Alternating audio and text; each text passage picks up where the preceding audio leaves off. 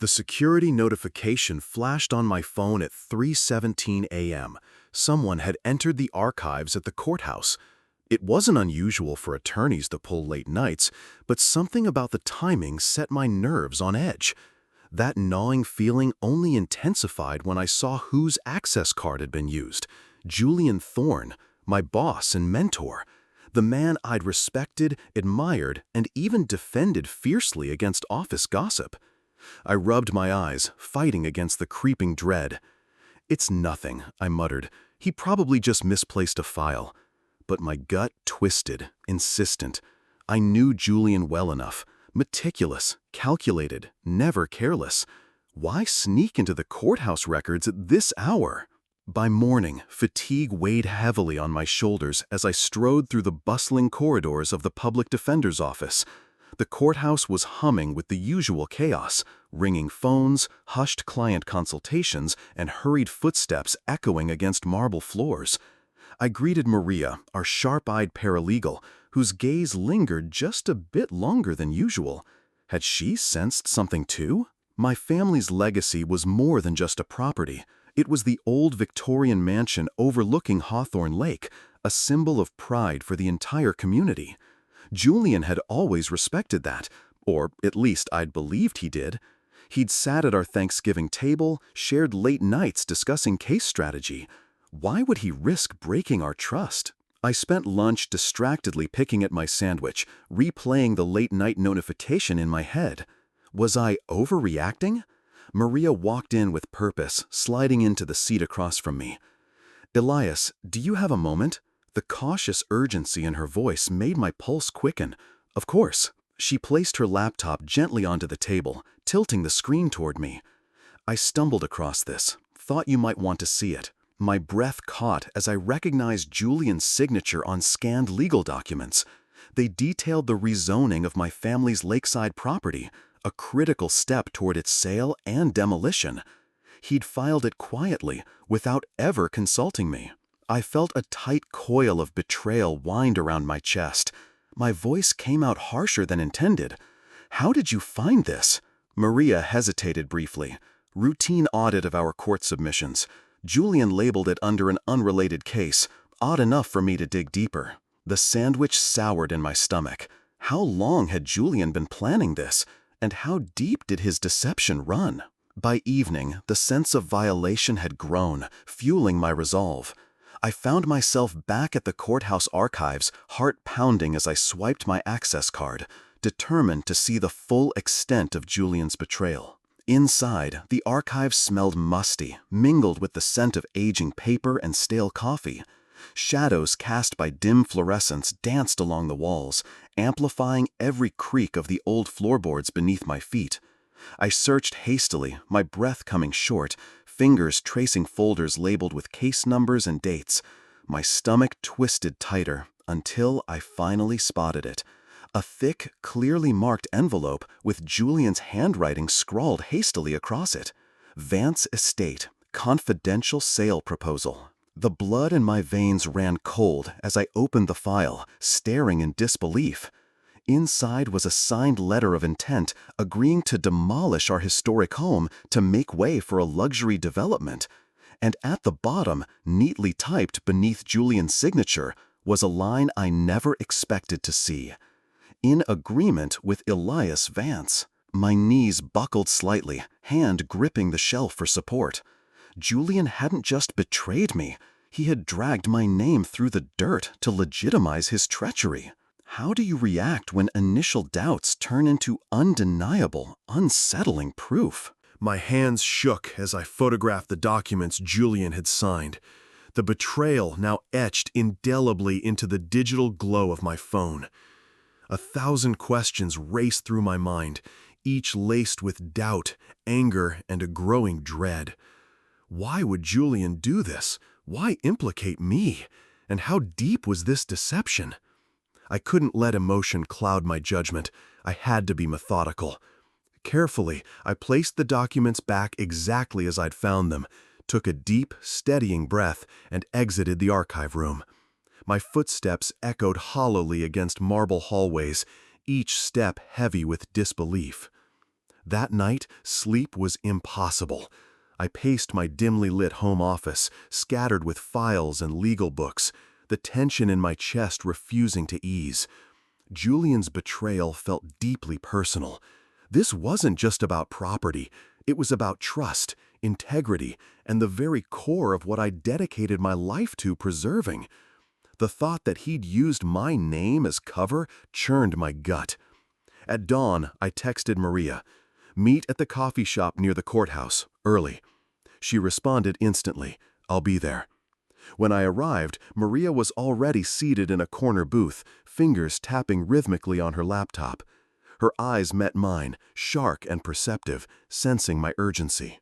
"I couldn't let it go," she began, barely above a whisper. I traced Julian's submission logs to his other recent filings. "Elias, this isn't just about your property." My pulse quickened. "Go on." She tilted the screen to me. This name kept popping up. Meridian Development Group. Julian filed at least 6 motions favorable to their projects in the last 2 months alone. And get this, each was obscured by unrelated cases. It's like he's hiding favors in plain sight. Meridian Development. The name sent a chill down my spine. They were a corporate giant known for raising small-town landmarks, replacing history with luxury condos and strip malls. Julian had once publicly opposed them, even won cases against their aggressive expansion. Now he was their ally? The cognitive dissonance made my temples throb. Maria's voice pulled me back. "There's something else. You remember the lawsuit involving the arrest last month, the excessive force case you've been handling?" I nodded. The case had consumed my days recently. A controversial police stop captured on body cam footage. What about it? "The officer's body cam," Maria said slowly, leaning forward. "I reviewed all the footage last night. There's a clip no one noticed. After the arrest, the camera kept rolling in the cruiser. The officer took a phone call from Julian." My stomach twisted sharply.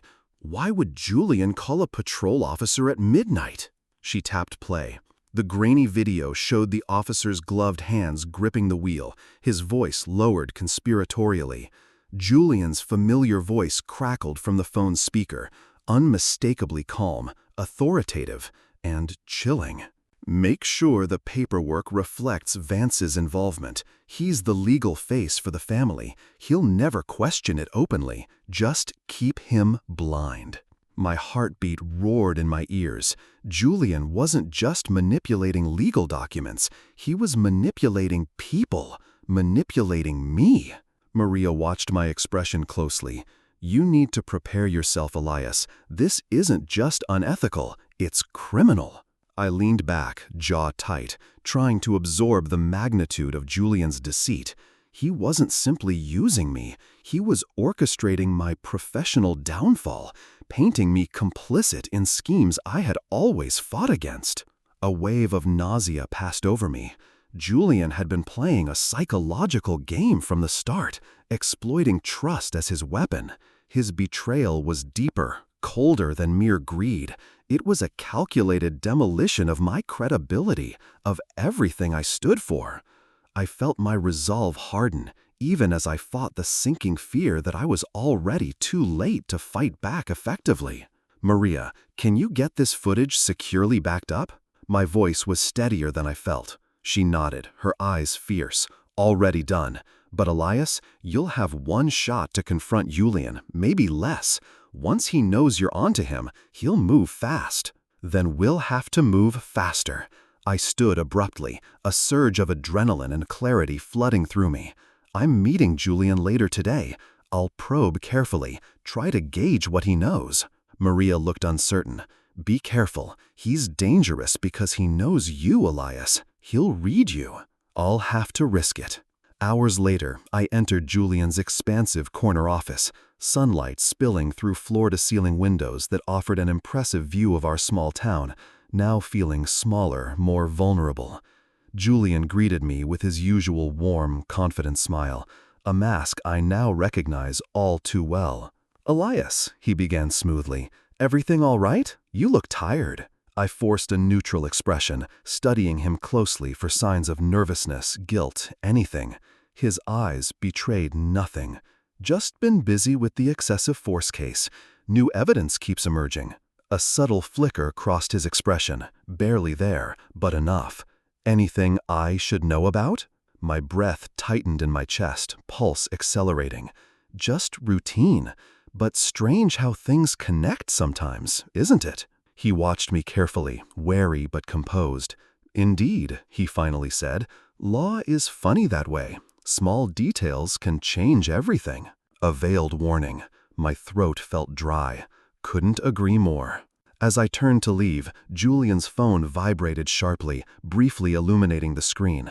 I caught a glimpse. A single, unmistakable word flashed urgently from an unknown number. Vance knows. Act now. My blood froze. I forced myself to walk calmly out, mind racing. Julian was ahead of me, already making his next move. What would you do when faced with irrefutable proof of betrayal that demands an immediate response? Burned into my memory as I walked away from Julian's office.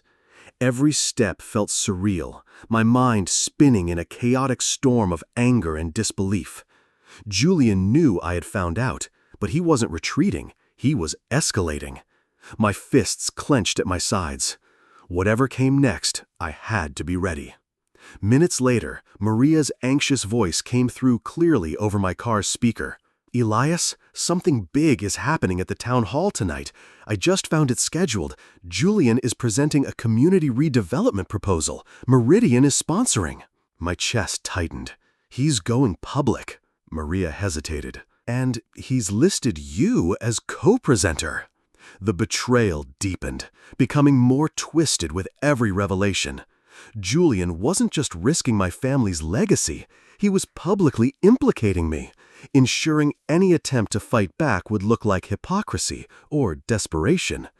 I felt cornered, trapped in a battle I'd never asked for but couldn't avoid.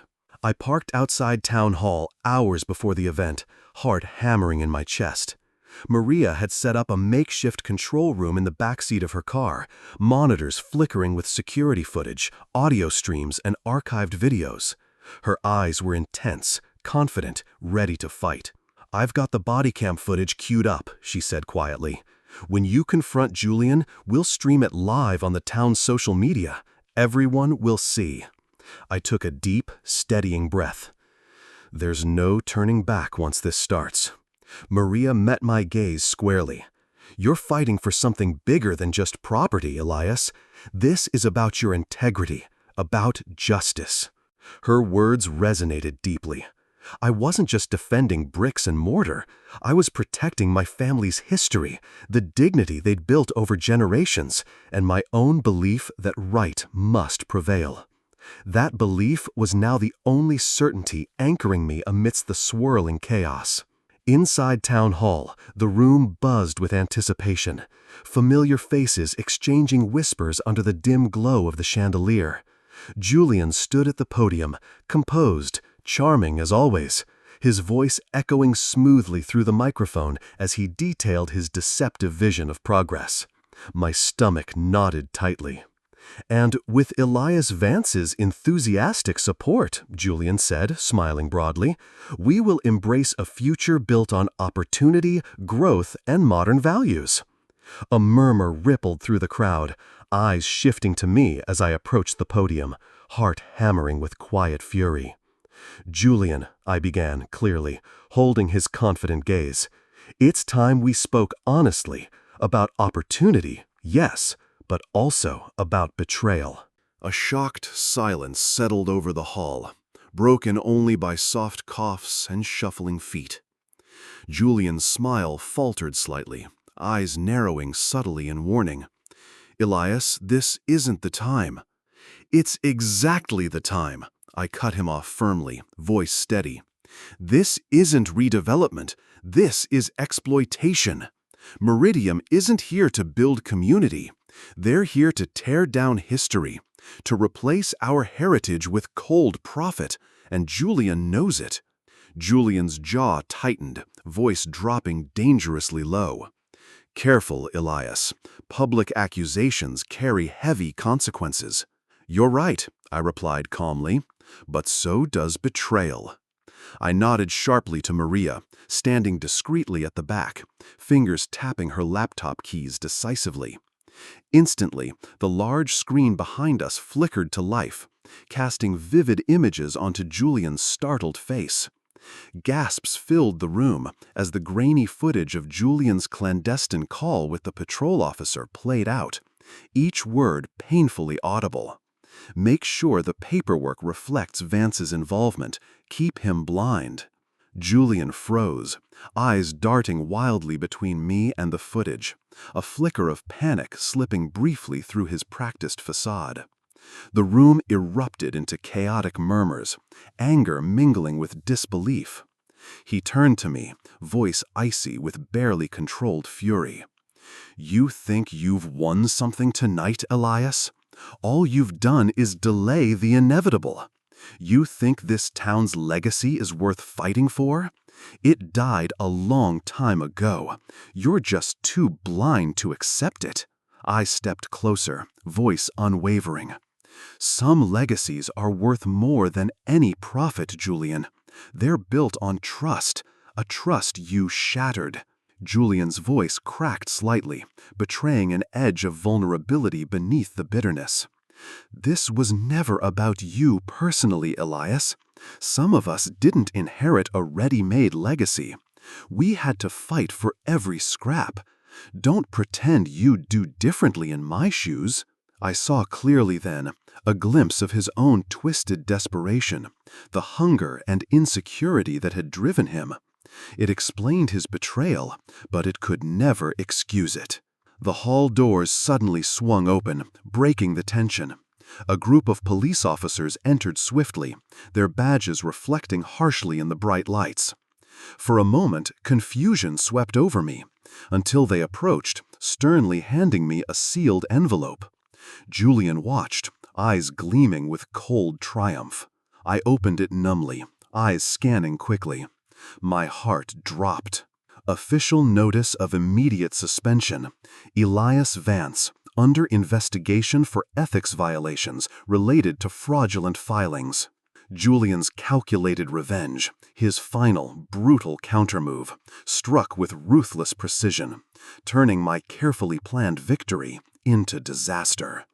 How do you proceed when the truth is revealed, but the battle is far from over? I stood motionless, the paper trembling slightly in my grip, the words "immediate suspension" burning themselves into my consciousness. Julian had weaponized my integrity against me, leaving me publicly disgraced and professionally vulnerable. A wave of disbelief surged through me, quickly replaced by a chilling sense of clarity. He'd not only betrayed me, he'd expertly anticipated my every move, calculating each step to crush my resistance before it truly began. That night, alone in my office, surrounded by reminders of the life I'd built, I felt the emotional weight of his betrayal keenly. It twisted sharply within me, breeding anger, doubt, and an unfamiliar sense of helplessness. How could I have missed the signs? How could I have allowed Julian's manipulation to reach this far? But beneath the despair burned a deeper fire. Julian underestimated something fundamental, my willingness to fight not just for my reputation, but for the principles that defined me. His betrayal had ignited a relentless resolve within me to ensure justice was not only served, but publicly reclaimed. First thing the next morning, I contacted James Callahan, a seasoned attorney renowned for taking down powerful interests. Callahan listened intently as I laid out the details, from Julian's manipulations to Meridian's shadowy influence. His voice was cool, confident, carrying a reassuring edge. Julian's counting on fear to paralyze you, Elias, but fear can fuel strength if you channel it right. You ready for a fight? I am, I replied firmly, feeling my certainty return with each passing moment. Within hours, we filed a countersuit against Julian and Meridian Development, alleging conspiracy, fraud, and intentional defamation. My signature hit the page like a declaration of war, marking the irreversible path I'd chosen. It was a heavy, deliberate stroke, each letter reinforcing my renewed resolve to dismantle Julian's carefully constructed deception. "There's more," Callahan cautioned, his expression grim. "Julian will retaliate. Your countersuit challenges not just him, but the influential interests behind Meridian. They won't go quietly." I nodded, meeting his eyes squarely. Let them come. Days blurred into a relentless storm of preparation, depositing evidence securely, freezing joint filings, and systematically dismantling Julian's false narrative. Maria became indispensable, working tirelessly behind the scenes to uncover digital footprints, hidden transactions, and whispered conversations that connected Julian's deceitful strategy to Meridian's illicit gains. One afternoon, as I sifted through documents in my makeshift war room, Maria burst in, breathless, face pale with urgency. "Elias, you need to see this," she said, her voice tight as she slid her laptop toward me. Displayed clearly were transactions linking Meridian's developers directly to accounts held by several prominent local judges who had already presided over rulings favorable to Meridian. Julian had not acted alone. He'd become a pivotal part of a much larger web of judicial corruption. I felt my blood chill, even as adrenaline surged through me. The scope of this betrayal extended far beyond Julian. It corrupted the very justice system I dedicated my life to upholding. Yet, in this moment, I knew we finally held the power to strike decisively, exposing their entire operation. Callahan examined the files quietly, his seasoned eyes hardening with determination. "This changes everything. But once we expose this, Elias, there's no turning back. You'll be dismantling careers, reputations. Julian's web will collapse, but you'll also make powerful enemies." I hesitated only briefly, acknowledging the profound weight of what I was about to unleash. My voice was steady, resolute. "Then let it collapse. Integrity means nothing if we don't defend it now." He nodded, respect clear in his eyes. "I'll start preparing the disclosures immediately. Be ready. The reaction will be swift." Barely an hour passed before my phone vibrated violently, jolting me from my focused state. The caller ID flashed urgently. Maria. "Elias," she gasped frantically, background noise nearly drowning her voice. "They know what we found. Someone's here, at the office. They've taken the drives, everything we had. It's Julian's doing, I'm sure of it." My heart pounded fiercely, realization dawning that Julian's counterattack had come even faster than anticipated. The stakes had suddenly soared beyond mere reputations or careers. This was now an all-out war to reclaim truth itself. When your plan is in motion, but the stakes suddenly rise, how far are you willing to go? Maria's panicked voice echoed through my mind long after the call ended. Julian's swift retaliation had caught me off guard, leaving me momentarily shaken, but clarity soon followed. This battle wasn't merely about revenge. It was about reclaiming integrity, justice, and my family's dignity, no matter the personal cost. I called Callahan immediately, calm and precise. Julian moved first. He has our files. It's now or never. "We don't need physical drives," he reassured me. "We already uploaded the essentials to a secured cloud." Julian's desperate move just confirmed everything we suspected. The relief was instantaneous, restoring my resolve. Julian's haste would be his undoing. 2 days later, I stood on the courthouse steps, microphone thrust forward by eager reporters. The early sunlight reflected off the polished marble, lending a surreal brightness to the solemn moment. Cameras clicked rapidly as Callahan handed out printed statements detailing the depth of corruption that had infected our judicial system and Julian's central role within it. My voice was steady, firm, devoid of malice, but filled with authority. Justice cannot survive without trust. Julian Thorne broke that trust, not just with me, but with this entire community. Today, we reclaim it. Within hours, news of the scandal spread rapidly. Julian resigned under pressure, publicly disgraced, and stripped of the respect he had meticulously cultivated.